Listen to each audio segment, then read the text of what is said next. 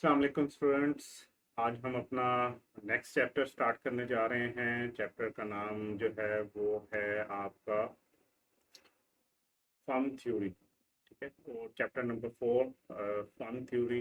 ये मेन जो है वो जो बात करेगा चैप्टर वो फर्म के बारे में करेगा। अच्छा, माइक्रो इकोनॉमिक्स का एक कॉन्सेप्ट है जो ये कहता है कि फर्म्स जो हैं वो एग्जिस्ट करती हैं, मतलब काम कर रही होती हैं, वो इसीलिए चल रही होती हैं और वो सारी डिसीजन मेकिंग करती हैं, अपने सारे फैसले इसलिए करती हैं कि उन्होंने अपने प्रॉफिट को मैक्सिमाइज करना होता है।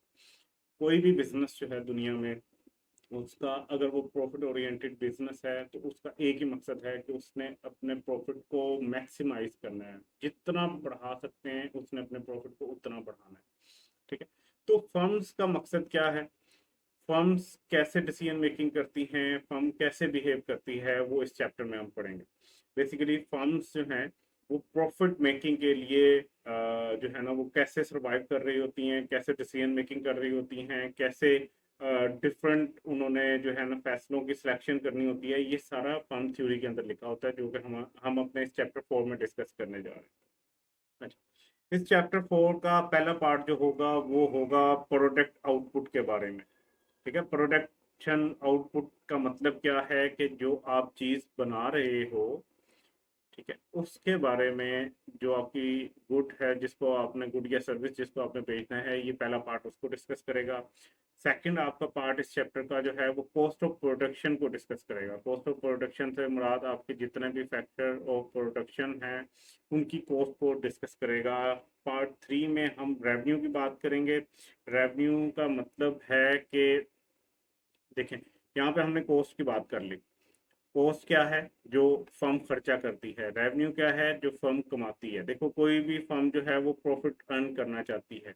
प्रॉफिट कैलकुलेट कैसे होता है, अब आपने अकाउंटिंग थोड़ी बहुत पढ़ ली होगी, आपको समझ आ गई होगी। आपकी sales less cost of sale, ठीक है, और उसके बाद आपके पास जो है वो ग्रोस प्रॉफिट आ जाता है। ठीक है, फिर अदर एक्सपेंसेस को जब हम उसमें से लेस करते हैं, जिसमें आपका एडमिन, सेलिंग, डिस्ट्रीब्यूशन, ये सारे खर्चे होते हैं, ये लेस करने के बाद आपके पास प्रॉफिट आ रहा होता है। ठीक है? तो ये इस तरह करके आपका कोई प्रॉफिट निकल रहा होता है। सेल आपका रेवेन्यू है। ठीक है? ये कॉस्ट ऑफ सेल होगी, या जितने भी अदर एक्सपेंसेस हैं, आपका एडमिन का एक्सपेंस आ गया, आपका सेलिंग का एक्सपेंस आ गया, आपका डिस्ट्रीब्यूशन का एक्सपेंस आ गया, आपका टैक्स आ गया, जितने भी एक्सपेंसेस हैं ये सारे आपकी क्या है, कॉस्ट ऑफ प्रोडक्शन एक्चुअली होती है। ठीक है, तो हम अगर देखें कि कोई भी फर्म अगर अपना प्रॉफिट मैक्सिमाइज करना चाहती है तो बेसिकली वो चाह क्या रही होगी, वो प्रॉफिट मैक्सिमाइज करने के लिए वो चाह रही होगी कि उसका जो रेवेन्यू है, उसकी जो कमाई है, उसमें से अगर वो अपने खर्चे या एक्सपेंसेस या कॉस्ट, अगर हम इसको कहें तो इसको लेस कर दे, तो उसके पास जो बचता है ना वो उसका प्रॉफिट होता है। ठीक है, तो प्रॉफिट को उसने जितना वो बढ़ा सकता है, वो फर्म बढ़ा सकती है उतना उसने बढ़ाना। तो हमने पहले पार्ट में देखना है कि हमने जो आउटपुट बनानी है, जो चीज़ें या सर्विसेज हमने बेचनी है, उसको कैसे हम जो है वो बेहतर कर सकते हैं, उसको कैसे बढ़ा सकते हैं। फिर हमने देखना है कॉस्ट ऑफ प्रोडक्शन जो है, जो इन चीज़ों को, आउटपुट को बनाने में जो कॉस्ट आ रही है उसको हम कैसे कम कर सकते हैं। तीसरी पार्ट में हम देखेंगे कि रेवेन्यू को कैसे बेहतर किया जा सकता है, कैसे बढ़ाया जा सकता है। फोर्थ पार्ट जो होगा वो ओवरऑल मार्केट के स्ट्रक्चर के बारे में हम डिस्कशन करेंगे। मार्केट का स्ट्रक्चर कैसा होता है, डिफरेंट का टाइप्स की मार्केट्स होती हैं, उनमें कैसा स्ट्रक्चर जो है वो चल रहा होता है। और जो पार्ट 5 है हमारा, सॉरी यहाँ पे 4 लिखा रह गया, जो पार्ट 5 है वो ग्लोबलाइजेशन की बात करेगा। ठीक है, ओवरऑल पूरी दुनिया में जो मार्केट्स हैं या ओवरऑल पूरी दुनिया में बिजनेसेस जो हैं वो क्या कर रहे हैं उसके बारे में हम बात करेंगे। सो 5 हिस्सों में ये चैप्टर डिवाइड किया गया है, इसको हम कंटिन्यू करते हैं। ठीक है? सबसे पहले बात कर लेते हैं प्रोडक्शन। प्रोडक्शन क्या है? आपने थोड़ी बहुत सुना होगा टर्म्स कि इस कंपनी की प्रोडक्शन बंद है। प्रोडक्शन बेसिकली एक ऐसा प्रोसेस है जिसके अंदर जो है वो आप चीज़ों को या आउटपुट को बना रहे होते हो, ठीक है। आउटपुट को बनाना है आपने अगर, तो इसको बनाने के लिए आपको पता है कि आपको कुछ कोड सिंक करनी पड़ेंगी, आपको चार जो हमारे फैक्टर प्रोडक्शन है उन सबको मिलाना पड़ेगा। उसके बाद एक प्रोसेस से गुजरने के बाद आपके पास एक आउटपुट आ जाती है, जिसको हमने पहले कहा कि कुछ इनपुट चाहिए, फिर एक प्रोसेस होता है और आप आउटपुट पर पहुंच जाते हैं। प्रोडक्शन की अगर डेफिनेशन की बात करें हम, तो प्रोडक्शन एक ऐसी एक्टिविटी होती है, ये एक ऐसी एक्टिविटी है of making good and services, जिसमें हम गुड और सर्विसेज को बना रहे होते हैं बाय कंबाइनिंग इनपुट रिसोर्सेज। मतलब हम अपने चारों फैक्टर प्रोडक्शन को कंबाइन करते हैं और एक एक्टिविटी के थ्रू अपनी गुड एंड सर्विसेज यानी आउटपुट बना रहे होते हैं। इस पूरे प्रोसेस को, इस पूरी एक्टिविटी को हम कहते हैं प्रोडक्शन, ठीक है। तो प्रोडक्शन आई होप कि आपको समझ आ गई होगी। मेन जो गोल होता है, मेन जो ऑब्जेक्टिव होता है कंज्यूमर का, तो वो क्या चाह रहा होता है। फॉर एग्जांपल हम अगर कोई चीज़ परचेज करने गए हैं तो हम चाह रहे होते हैं कि यार हम उससे मैक्सिमम फ़ायदा हासिल करें, मैक्सिमम यूटिलिटी जो है वो हासिल करें, अपनी यूटिलिटी को मैक्सिमाइज करें। यूटिलिटी का मतलब क्या है, आसान अल्फाज में यूटिलिटी का मतलब यह है कि सेटिस्फैक्शन। मैं फॉर एग्जांपल अगर एक कोल्ड ड्रिंक लेने गया हूँ तो मेरी कोशिश होगी कि मुझे उससे सेटिस्फैक्शन इस तरह मिले कि कम से कम पैसों में अच्छे से अच्छी क्वालिटी की और मैक्सिमम क्वांटिटी मिकदार में वो मुझे चीज़ मिले, और मैं उससे जो अपनी ज़रूरत है, से मुझे प्यास लगी हुई है तो मैं कोल्ड ड्रिंक पी रहा हूँ, मैं उसको सेटिस्फाई कर सकूँ। तो कंज्यूमर का हमेशा ये फायदा जो होता है ना, ऑब्जेक्टिव होता है कि उसने अपनी यूटिलिटी को मैक्सिमाइज करना है। जबकि फर्म का क्या होता है कि उसका ऑब्जेक्टिव ये है कि उसने अपने प्रॉफिट को मैक्सिमाइज करना है। अगर वो एक कोल्ड ड्रिंक बेच रहा है एक बिजनेस, तो उसका ये माइंडसेट होगा, उसका ऑब्जेक्टिव ये होगा कि उसने उस कोल्ड ड्रिंक को बेच के मैक्सिमम प्रॉफिट कमाना है, से वो अच्छी क्वालिटी दे, अच्छी मिकदार दे, लेकिन वो मैक्सिमम प्रॉफिट कमाए। एक कोल्ड ड्रिंक वो बना रहा है से 20 रुपए की, तो उसकी कोशिश होगी कि यार इसको अगर मैंने, ये मेरी कॉस्ट है सारे फैक्टर प्रोडक्शन को मिला के, तो मैं इसको सेल करूं या इससे मेरा जो रेवेन्यू है वो ज़्यादा से ज़्यादा, उसे हम वो कहते हैं कि वो 80 की बेच रहा है, तो उसको इससे 60 का प्रॉफिट मिल रहा है, उसने इसको किसी तरह बढ़ाना है। इसके लिए वो क्या करेगा, वो अपनी कॉस्ट को मजीद कम करेगा या अपनी सेल प्राइस को मजीद बढ़ाएगा। ये सारा फैक्टर्स जो हैं, ये सारी डिसीजन मेकिंग उसने करनी होती है, और ये हम यहाँ पे पढ़ेंगे चैप्टर 4 के अंदर कि वो कैसे डिसीजन मेकिंग कर रहा होता है। देखो, आप सेल प्राइस को बगैर सोचे समझे नहीं बढ़ा सकते। आपको पता है लॉ ऑफ डिमांड कहता है कि जब आपने प्राइस बढ़ाई तो आपकी डिमांड कम होना शुरू हो जाए, है। तो या तो आप जो है वो कोई ऐसी चीज बेच रहे हो जिसका कोई सब्सिट्यूट नहीं है, ठीक है, तो आपकी डिमांड जो है वो इतनी ज्यादा इलास्टिक नहीं है, तो आप प्राइस बढ़ाओगे तो आप ज्यादा प्रॉफिट कमा सकोगे। लेकिन अगर आपकी डिमांड इलास्टिक है तो आप प्राइस नहीं बढ़ा सकते। इसका मतलब क्या है, आपने किसी तरह अपनी कॉस्ट को कम करना है या अपनी प्रोडक्शन को बढ़ाना है कि ज्यादा से ज्यादा यूनिट्स बेचें, ताकि ओवरऑल आपको ज्यादा जो है ना वो रेवेन्यू आ रहा हो, उसमें से आपको कॉस्ट निकालने के बाद ज्यादा से ज्यादा प्रॉफिट आ सके। ठीक है, ये चीज़ें काफ़ी सारे कॉन्सेप्ट छोटे छोटे मैंने आपको पहले ही जो है ना लेक्चर में बताए हैं, लेकिन आहिस्ता आहिस्ता हम इसको डिटेल में डिस्कस करते चलेंगे। सो प्रोडक्शन क्या है, एक एक्टिविटी है जिसमें हम गुड एंड सर्विसेज को बनाते हैं। कैसे बनाते हैं, जब हम कंबाइन करते हैं अपने सारे फैक्टर ऑफ प्रोडक्शंस को, तो उससे हमें क्या मिलती है, हमारी प्रोडक्शन या आउटपुट, ठीक है। तो आपने अगर मैथ पढ़ा है या अगर इवन मैथ नहीं भी पढ़ा, तो हमने चैप्टर 2 के अंदर देखा है कि हमने उसमें फंक्शंस की बात की थी, ठीक है। फंक्शन क्या होती थी, हमने कहा था कि प्राइस और जो आपके वो है क्वांटिटी, जो डिमांडेड या क्वांटिटी सप्लाइड, उनके दरमियान एक रिलेशन पाया जाता है। सेम इसी तरह प्रोडक्शन फंक्शन क्या है, वो रिलेशनशिप है आपके इनपुट और आपके आउटपुट के दरमियान में, ठीक है। ये हम फर्म की बात कर रहे हैं, बिजनेस की बात कर रहे हैं। अगर एक बिजनेस ये देखना चाहता है कि उसका प्रोडक्शन फंक्शन क्या है, तो वो बेसिकली ये देखना चाहता है कि रिलेशनशिप क्या है इनपुट और आउटपुट के अंदर।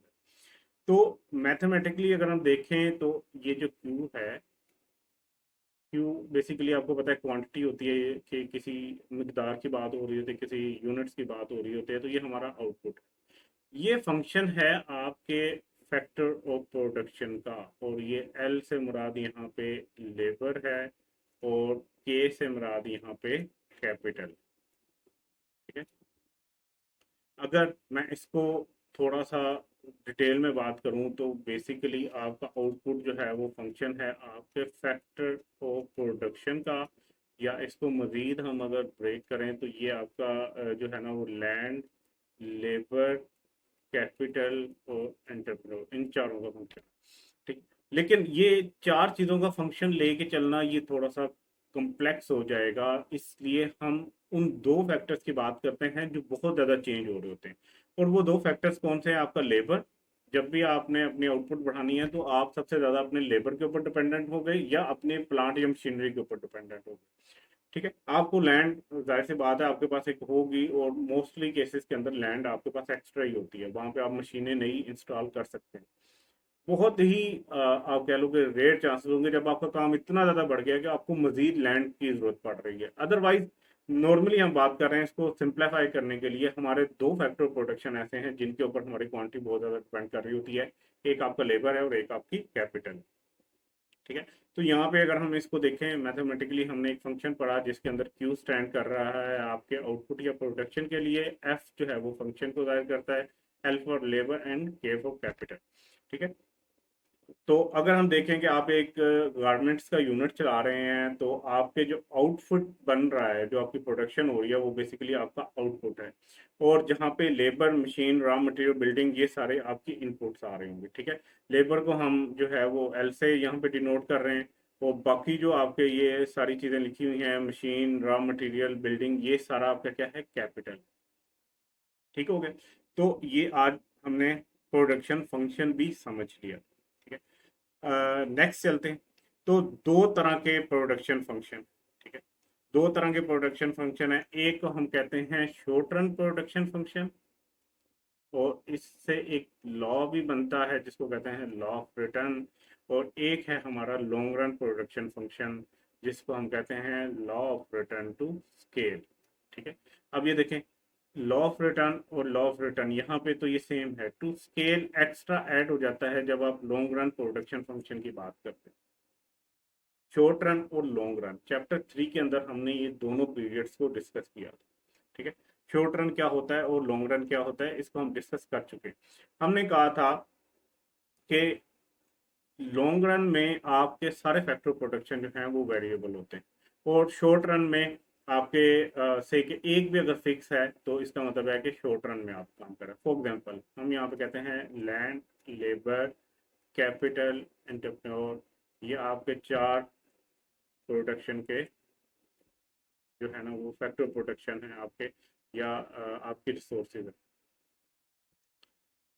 अच्छा, फिक्स, अगर ये फिक्स है, ये फिक्स है, ये फिक्स है और ये फिक्स है, तो हमने कहा था इसको हम कहेंगे वेरी शॉर्ट रन। ठीक है, ये हमने चैप्टर 3 में डिस्कस किया था। अगर ये फिक्स है, ये वेरिएबल है, ये भी फिक्स है, ये भी फिक्स है, तो ये शॉर्ट रन में चला जाएगा। क्यों शॉर्ट रन में चला जाएगा? क्योंकि एक फिक्स है। अच्छा, अगर ये वेरिएबल है, ये फिक्स है, ये फिक्स है, ये फिक्स है, तब भी ये शॉर्ट रन ही होगा। ठीक है, शॉर्ट रन की बात हो। अगर ये वेरिएबल है, ये भी वेरिएबल है, ये भी वेरिएबल है और ये फिक्स है, तो इसका क्या मतलब है? स्टिल शॉर्ट रन में। ठीक है, तो आसानी के लिए अगर मैं आपको बताता चलूं कि इनमें से कोई एक भी फैक्टर प्रोडक्शन फिक्स रह गया तो आप शॉर्ट रन में ही समझे जाओगे। लेकिन अगर सारे वेरिएबल हो गए, सारों को आप चेंज कर सकते हैं, तो फिर आप लॉन्ग रन में चले जाओ। तो ये कुछ थोड़ा सा इसके अंदर समझने वाली चीज थी। नेक्स्ट चलते हैं।